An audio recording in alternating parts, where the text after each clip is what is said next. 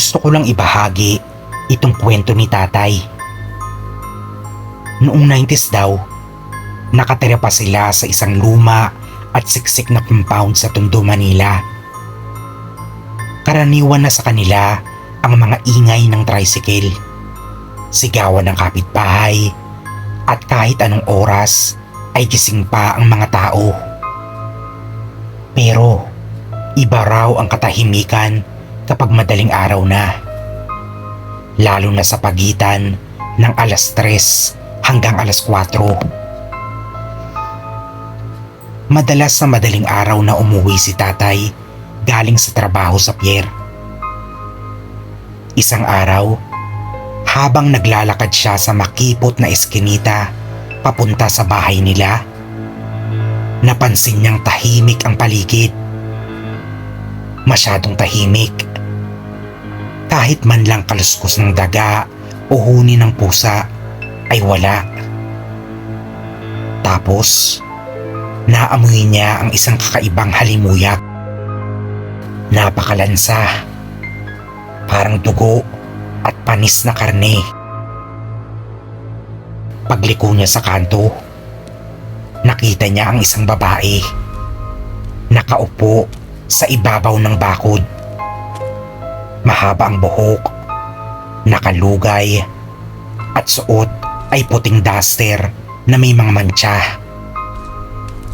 Akala niya sa una ay lasing lang na kapitbahay. Pero nung nilungon siya ng babae, nanlamig ang buong katawan niya. Wala itong mga mata, puro itim lang. Tapos ang ngiti nito hanggang tenga, parang pinilit na itinaas ang gilid ng labi.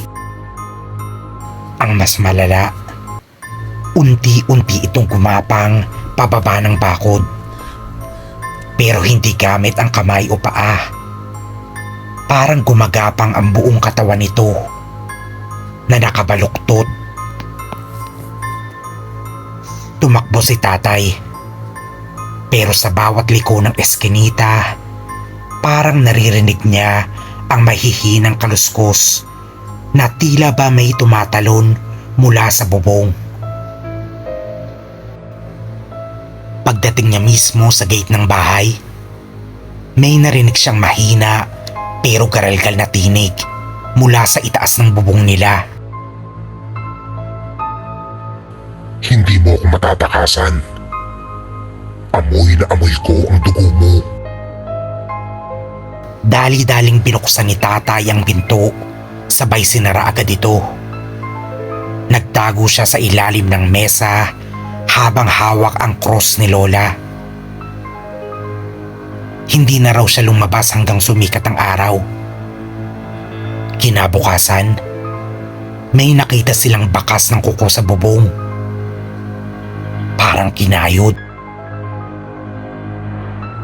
Simula noon, tuwing madaling araw, may mga alagang manok ang bigla na lang nawawala sa compound. At ang mga buntis, pinapaalalahanan na huwag matulog na nakatihaya at laging may bawang sa tabi. Sabi ni tatay, totoo raw ang aswang. Lalo na sa Maynila. Hindi na raw sila takot. Kasi marunong na silang magtago. Marunong na silang sumabay sa ingay ng lungsod. Pero kapag madaling araw na, saka lang nila ipinaparamdam kung sino talaga sila.